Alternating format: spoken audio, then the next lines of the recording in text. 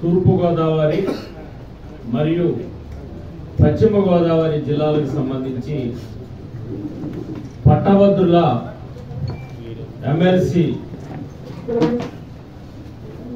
Notification అటువంటిది నిన్న మనకు రావడం జరిగింది. ఫిబ్రవరి 27వ తారీఖుని ఎలక్షన్, మార్చి 3వ తారీఖుని కౌంటింగ్ అని చెప్పి మనం చూసాం.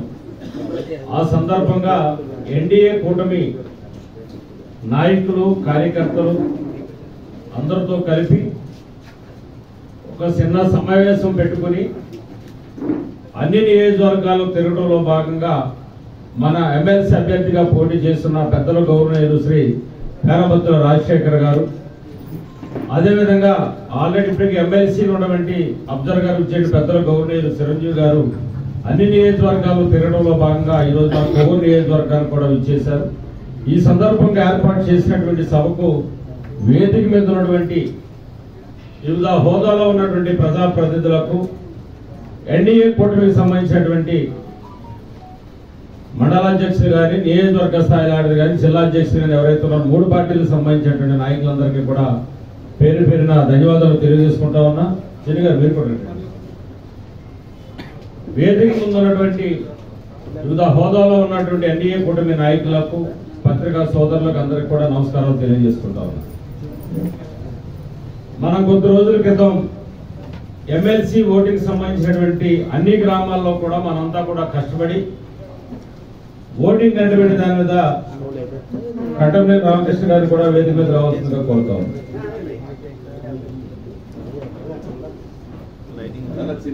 అన్ని గ్రామాల్లో కూడా ఓటు నమోదు కార్యక్రమం అనేది మనంతా చేసుకున్నాం. మన నియోజకవర్గానికి వచ్చేసరికి 9,754 ఓట్లు మనం పట్టభద్రులకు సంబంధించినటువంటి మనం జాయిన్ చేయడం కానీ, ఎవరన్నా స్వచ్ఛందంగా జాయిన్ చేయడం కానీ ఓటింగ్ మనకు ఉంది. టోటల్ గా 2 నియోజకవర్గాలు, 2 జిల్లాలు చూసుకుంటే 3,15,000 ఓట్ల దాకా యొక్క ఓటర్స్ ఉన్నటువంటి పరిస్థితి ఉంది. ఉమ్మడి తూర్పు గోదావరి, ఉమ్మడి పశ్చిమ గోదావరి జిల్లాలకు సంబంధించి మన నియోజకవర్గానికి వచ్చేసరికి 15 బూత్లు ఉన్నాయి. దీని మీద ఆల్రెడీ దీని మీద వెరిఫికేషన్ అయితేనేమి బూత్ వారీగా మనం గతంలో కొంతమందిని నియమించడం జరిగింది. వారు కొంత వెరిఫికేషన్ దానికి సంబంధించి కొంత వర్క్ చేశారు. ఇంకా కొంత వర్క్ చేయవలసి ఉంది. ఎందుకంటే పార్టీ మెంబర్షిప్, తెలుగుదేశం పార్టీకి సంబంధించి కొంచెం మెంబర్షిప్ అది ఉండడం వల్ల లాస్ట్ డేట్ అవడంతో కొంచెం దాని మీద ఎక్కువ కాన్సన్ట్రేషన్ చేయడం వల్ల కొంచెం మనం తక్కువ చేసాం. ఇవాళ రేపట్లో దీన్ని కూడా పూర్తిగా చేసి మనం వెరిఫికేషన్ చేయాలి. వెరిఫికేషన్ చేసిన తర్వాత ఇప్పుడు ఇవాళ 2 జిల్లాలకు సంబంధించి అయితే 34 నియోజకవర్గాలు, 34 నియోజకవర్గాలకు సంబంధించినటువంటి పోటీ చేస్తున్న అభ్యర్థి 3,15,000 మందిని కలవడం అంటే డోర్ టు డోర్ వెళ్ళి కొంచెం కష్టంగా, ఇబ్బంది. అది మనకు కూడా తెలుసు. మన నియోజకవర్గం నుండి 1,84,000 వేట్లు కలుస్తాకి మనం డోర్ టు డోర్ తిరగలేకపోయాం. వెహికల్ మీద కొంత, మోటార్ సైకిల్ మీద కొంత రకరకాలుగా మనం కూడా ఎన్నికల ముందు ప్రచారం చేశాం. కాబట్టి అభ్యర్థులు రాజశేఖర్ గారు ప్రతి ఓటర్ దగ్గరికి వెళ్ళి అందరినీ కలిసి ఓటునటువంటి అభ్యర్థించడం అనేటువంటిది ఇబ్బందితో కూడుకుంటది. కాబట్టి మనం ఏం చేయాలంటే 15 బూత్లు ఉన్నాయి.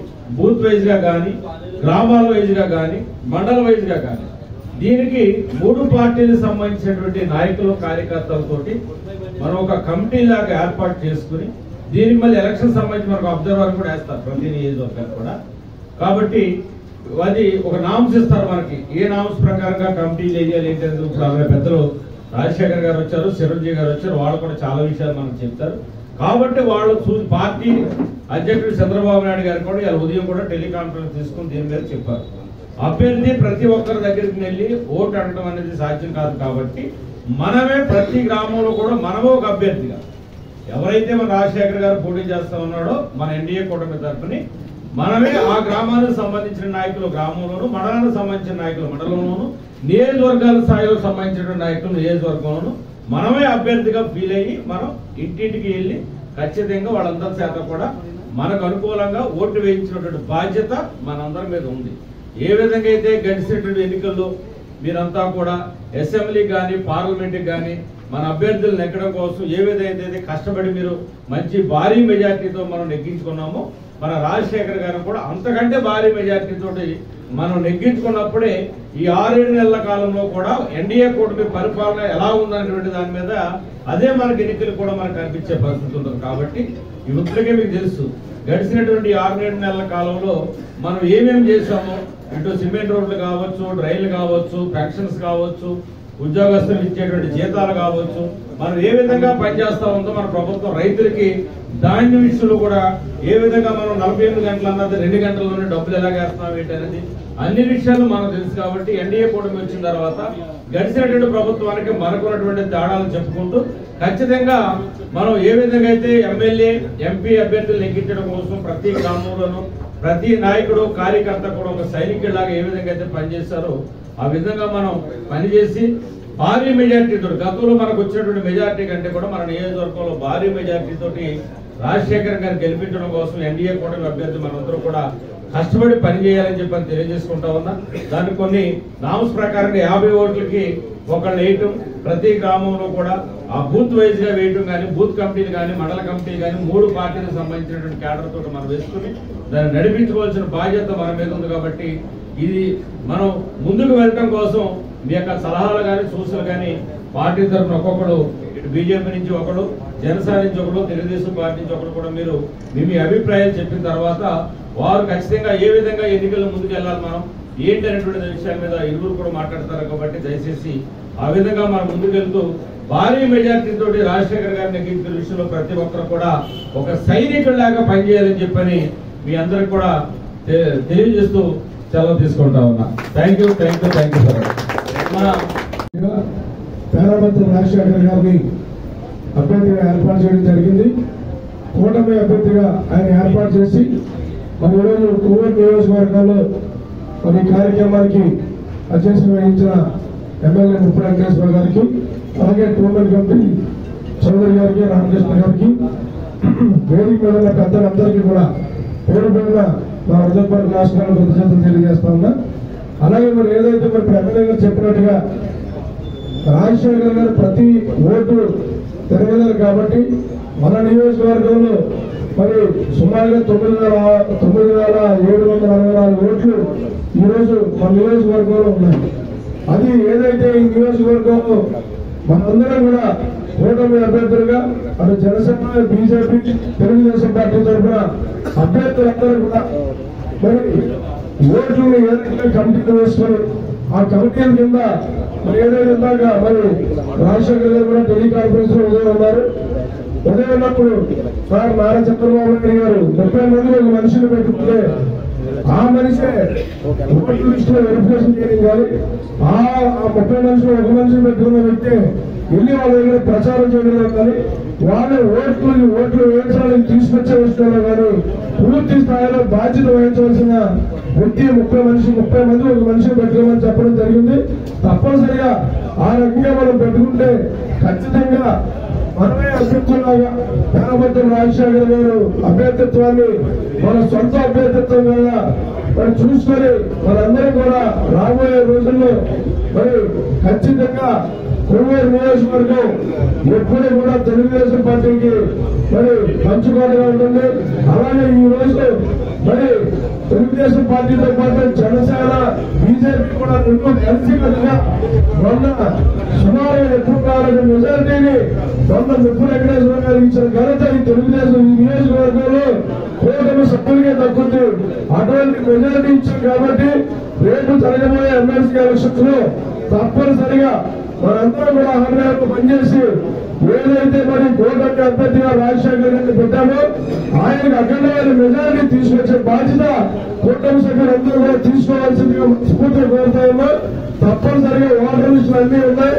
ఏదైతే మరి ఇప్పుడు ఇక్కడ కమిటీలు కూటమి అభ్యర్థులందరినీ కూడా కమిటీలు వేసుకొని మీరందరూ కూడా ప్రచార దిశగా ముందుకు వెళుతూ మరి రాబోయే రోజుల్లో రాజశేఖర్ గారి యొక్క విజయానికి మనందరం పూర్తిగా కూడా మరి కష్టపడాలని చెప్పి మనస్ఫూర్తిగా కోరుకుంటూ మరి ఏదైతే ఇంకా నిపుణంగా చిరంజీవిరావు గారు అయితే ఆయన అనుభవంతో చాలా చక్కగా చాలా నిపుణంగా చెప్తా ఉన్నారు.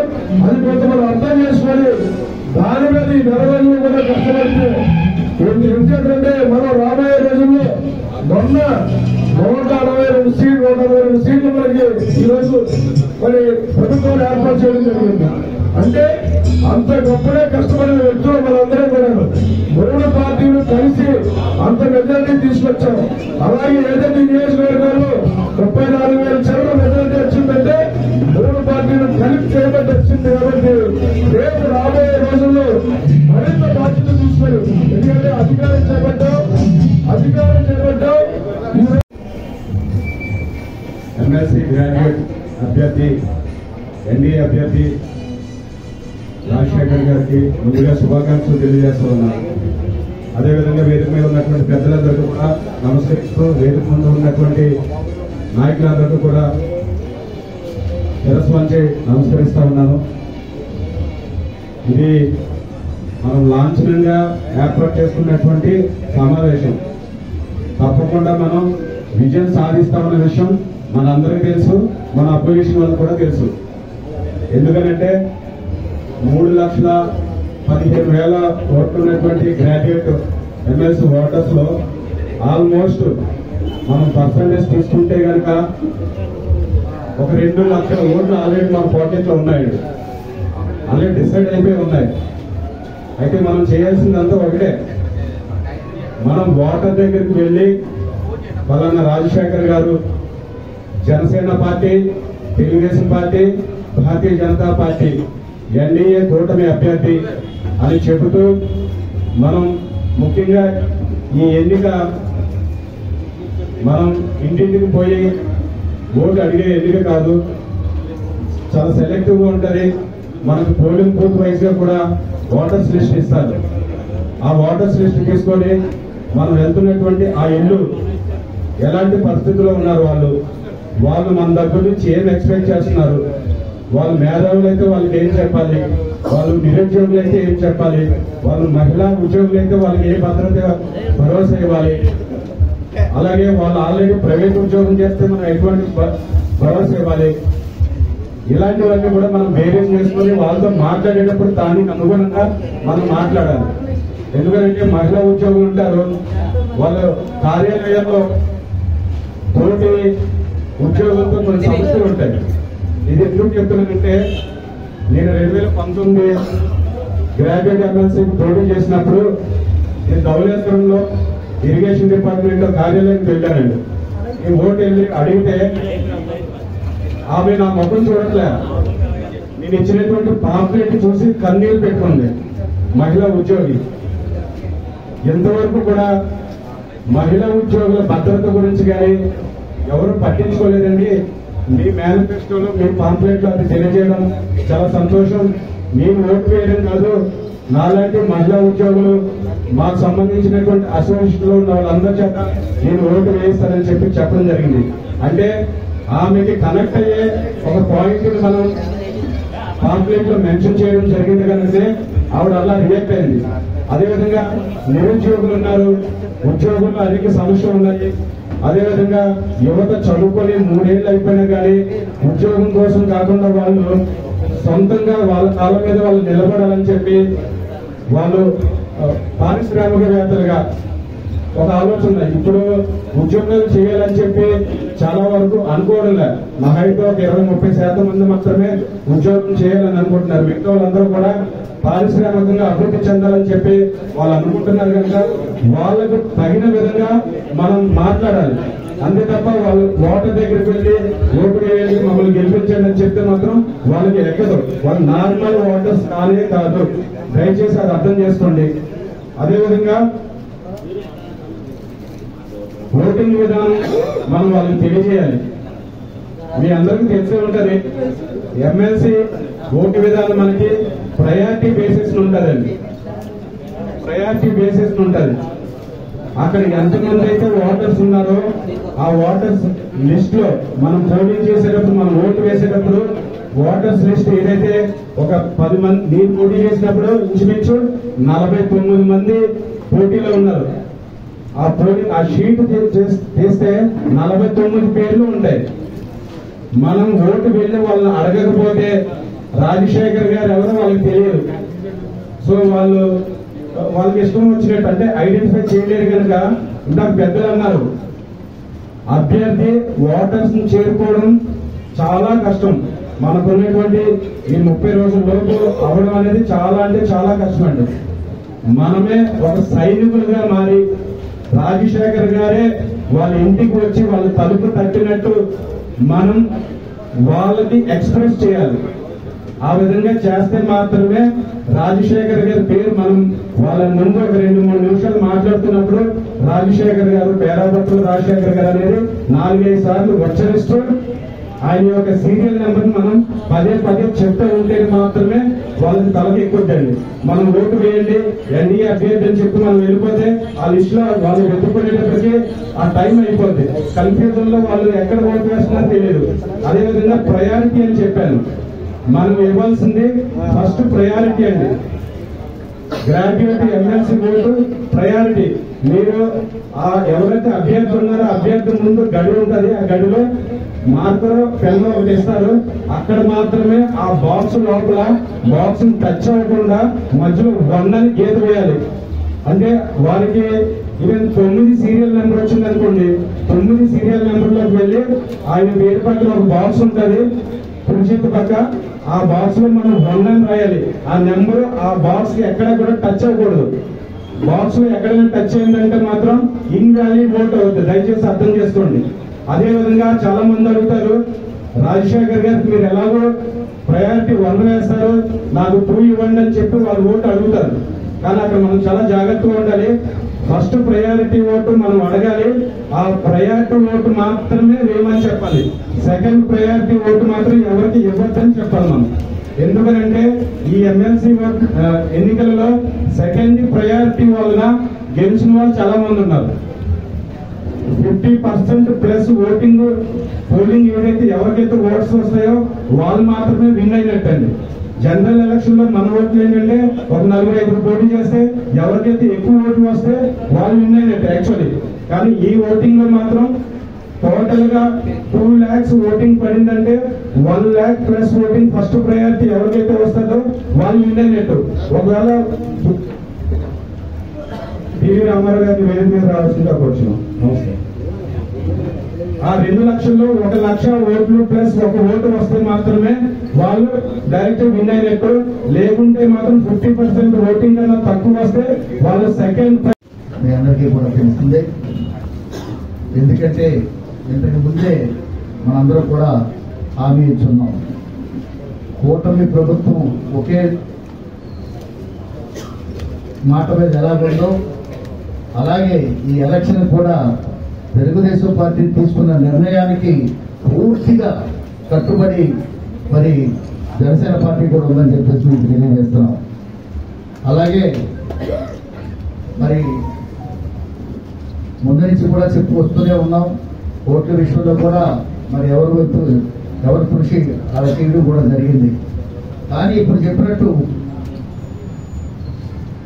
ఎదుటి వాళ్ళు మనల్ని మొదటి ఓటు మీరు వేసుకోండి, రెండో ఓటు మామూలుకి వేయండి, లేదా ఇలా చేయండి అలా చేయండి అని చెప్పేసి మసిపూసి మారేడిగా చేస్తారు.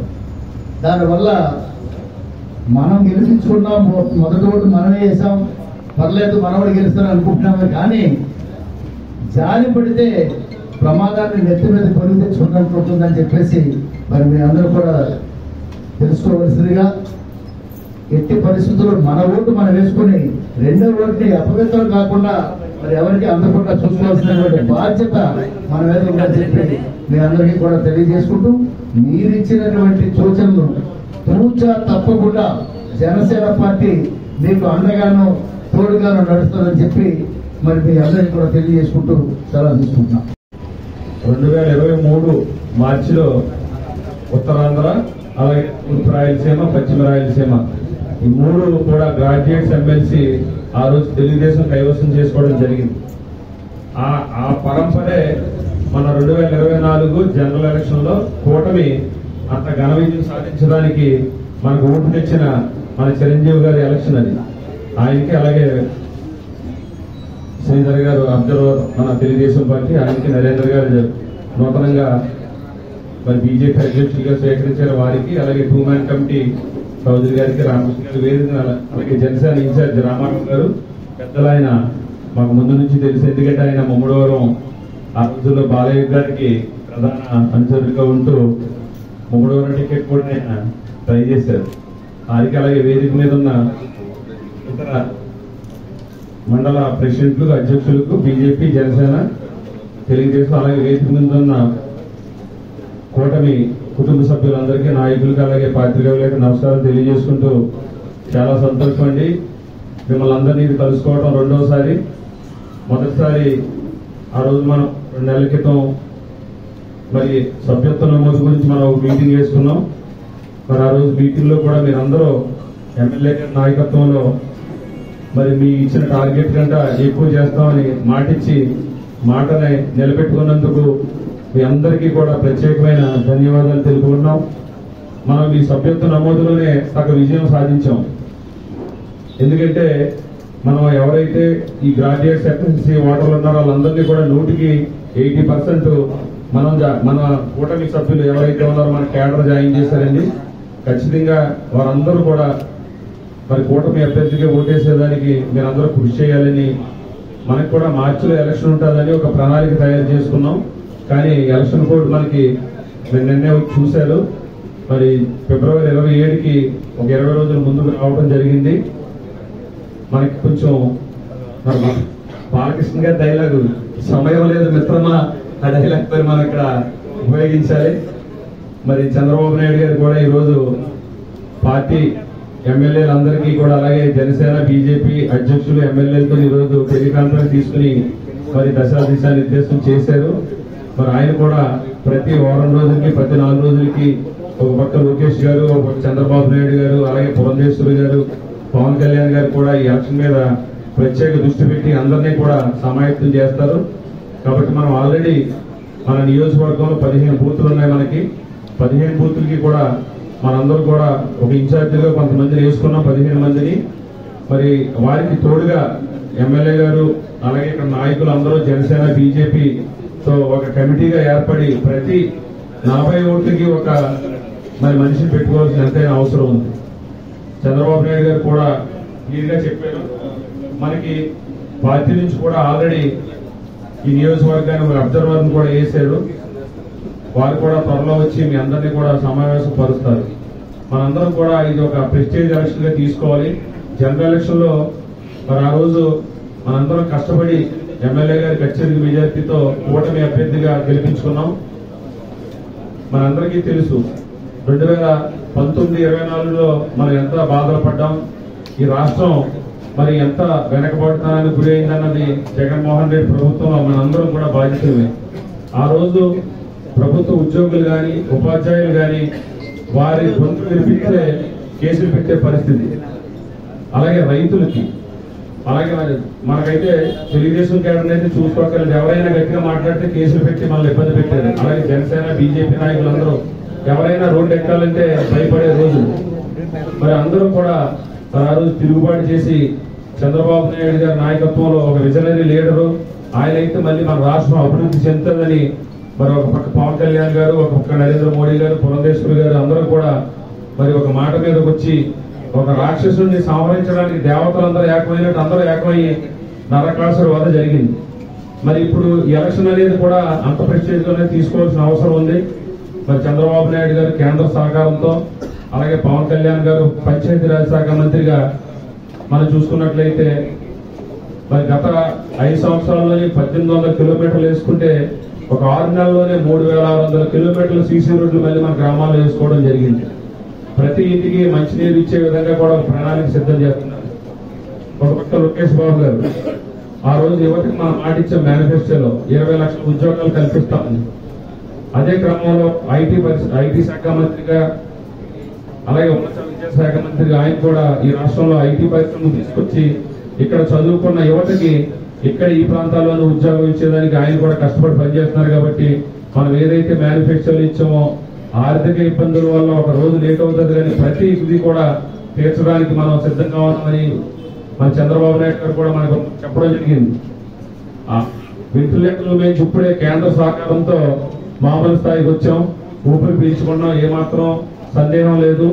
మన రాష్ట్రాన్ని అభివృద్ధి పదంలో పరిగెత్తించడానికి మరి ఆ వయసులో కూడా చంద్రబాబు నాయుడు గారు కష్టపడి మరి ఈ రోజు మనం చూసుకున్నట్లయితే -డిగ్రీ టెంపరేచర్ లో కూడా దావోస్ వెళ్లి మరి రాష్ట్రానికి పెట్టుబడులు తీసుకురావడానికి మరి లోకేష్ గారు చంద్రబాబు నాయుడు గారు కూడా వెళ్ళడం జరిగింది. ఇవన్నీ మనం చూస్తున్నాం. మొన్నే ప్రధానమంత్రి మోడీ గారు మరి విశాఖపట్నంలో మనం చూసుకున్న 2,05,000 కోట్లు పెట్టుబడులు మరి ప్రాంతంలో తీసుకొచ్చి మనం కూడా పరిశ్రమలు ఏర్పాటు చేయడానికి కేంద్రం కూడా పెద్ద ఎత్తున సహకరించింది. ఒక పక్క పోలవరం, ఒక పక్క అమరావతి, అలాగే ట్రీట్మెంట్ కూడా కేంద్రం సహకారం ఎంతో చేస్తుంది. ఇది మనం అదృష్టంగా భావించాలి. ఎందుకంటే తెలుగు ప్రజలు 1924లో సెంటిమెంట్ తో తప్పు చేసిన మరి ఆ తప్పు తెలుసుకుని అందరూ కూడా మరి ఈ రోజు ఇంచుమించుగా 161 సీట్లు ఈ కూటమికి, అలాగే 22 ఎంపీలు మనం కూటమి ఎంపీలు రావడం వల్ల కేంద్రం కూడా మనకి ఎంతో సహాయ సహకారాలు అందిస్తుంది. ఖచ్చితంగా రాబోయే రోజుల్లో ఇంకా ఎన్ని అభివృద్ధి సంక్షేమ కార్యక్రమాలు మనం చేసుకోవాలంటే ప్రతి వచ్చే ఎలక్షన్ కూడా కూటమి అభ్యర్థులు గెలిచేదానికి మనందరం కష్టపడాలి. అదేవిధంగా మరి గ్రాడ్యుయేట్స్ ఎలక్షన్ అనేది జనరల్ ఎలక్షన్ లాగా ఉండదు, మీ అందరికీ తెలుసు. ఆల్రెడీ బీజేపీ అధ్యక్షులు గారు కొంత వివరంగా చెప్పడం కూడా జరిగింది. సింబల్ ఉండదండి దీనికి, కమలం గాని సైకిల్ గాని గ్లాస్ గాని ఉండదు.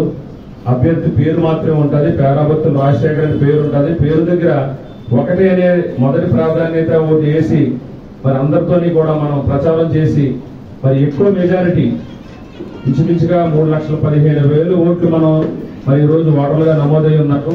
80% ఓట్లు మనమే నమోదు చేసుకున్నాం. కాబట్టి మీ ఊరు నియోజకవర్గం నుంచి మరి మీరందరూ కూడా మరి కూటమి నాయకులు, కార్యకర్తలు, అలాగే ఎమ్మెల్యే గారి సహకారంతో ఇక్కడ 2-man కమిటీ ఉన్నారు. అలాగే జనసేన ఇన్ఛార్జి బీజేపీ నాయకులు అందరూ, అలాగే మనకి పటిష్టమైన గ్రామ స్థాయిలో యంత్రాంగం ఉంది తెలుగుదేశానికి, జనసేనకి, బీజేపీకి కూడా. మీరందరూ ఒక 20 రోజులు టైం ఉంది కాబట్టి ప్రతి ఓటర్ని కూడా మనం టచ్ చేసి మరి కూటమి బలపరిచిన అభ్యర్థికి ఓటేసి మొదటి ప్రాధాన్యత గెలిపించాలని ప్రచారం చేయవలసిన అవసరం ఉంది. మళ్ళీ మరి టైం లేదు. నేను కూడా వ్యక్తిగతంగా అందరినీ కలవలేను. మరి 34 నియోజకవర్గాలు ఈ ఎలక్షన్ సంబంధించి పరిధి ఉంది. అన్ని నియోజకవర్గాల్లోని ఒకరోజు కూడా నేను కేటాయించిన పరిస్థితి కాబట్టి అన్నిగా భావించకుండా మీరందరూ కూడా ఎమ్మెల్సీ అభ్యర్థి మీరే అని భావించి మరి నన్ను గెలిపించాలని మీ అందరినీ మనస్ఫూర్తిగా కోరుకుంటూ మీ అందరి దగ్గర సెలవు తీసుకున్నాను. జై హింద్, జై తెలుగుదేశం, జై జనసేన, జై బీజేపీ.